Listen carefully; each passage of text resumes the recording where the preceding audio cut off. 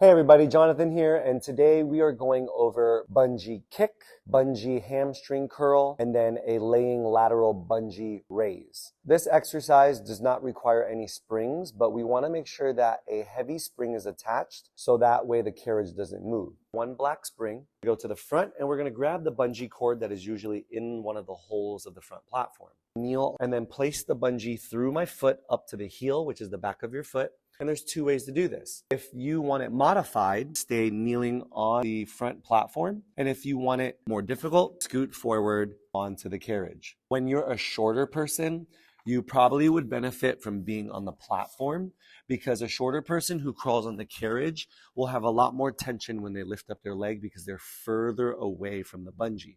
A taller person would benefit from crawling onto the carriage unless they just have very sensitive hamstrings. We want to make sure that our knees are hip width apart, knee and hip are in line. We never want the knee forward, causing a slant in our quads, or too far back, also causing another slant. We never want to be doing this on our hands because what happens is if you're on your hands and you perform the bungee, as soon as you lift the leg, you can see that my back is arching. So it's very important to stay down on the forearms and lift your face and lift your chest and tighten the stomach and then stamp the sky with your foot for bungee kick. And if you want more legs and butt, you'll turn your toes upwards. And what that does is it slides the bungee strap closer to your heel. That way you get a little bit more of your glutes. The benefit of bungee is it helps lift your butt where your hamstring and your butt connects. So when I teach this, I sell it to everybody by saying that all the exercises that we perform is to help grow and strengthen the glutes. But if you want to lift the butt, you want to use the bungee. This is a very love and hate exercise, and it increases your heart rate a lot, and it's really full body. How I teach bungee is the knees and the forearms are wide apart. Lift up our left leg first as high as you can so that there's tension or tightness in the bungee. Bring our opposite hand from the bungee foot up onto the carriage and hold it from the side. The reason why I like this is because most people will start to collapse their face down like this, but anchoring your hand to the side and pressing through the carriage will give you leverage when you go up so that the back stays flat and everything else stays tabletop. From here, I say lift the face, lift the chest, pull the belly button up and in, and then use the tops of your right shoelaces and press down as you stamp the ceiling with your foot. You want to exhale as you slowly go up, keeping your leg in a 90-degree angle.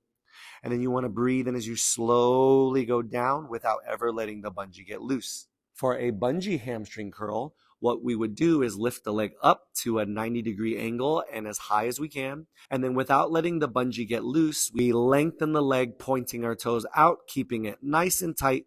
And then exhaling as we bend the knee and bring the heel towards our butt. And that is a hamstring curl.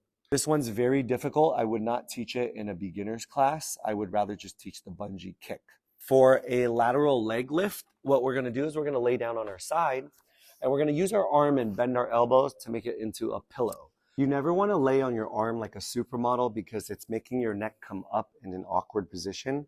So you can also use the ball and then also bend your elbows like a pillow and use it as a pillow. We want to anchor our hand down onto the carriage. Palms down is a little bit easier.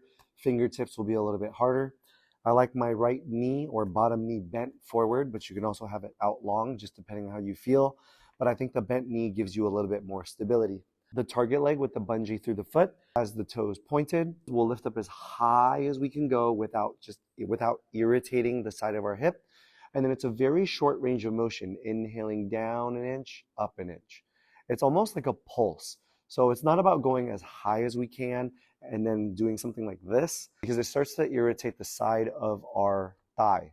So it's really just about pointing the toes and going up as high as you can, inhaling down, exhaling up, inhaling down, exhaling up, little tiny motions, and that's it. That is bungee kick, bungee hamstring curl, and then a bungee lateral leg lift.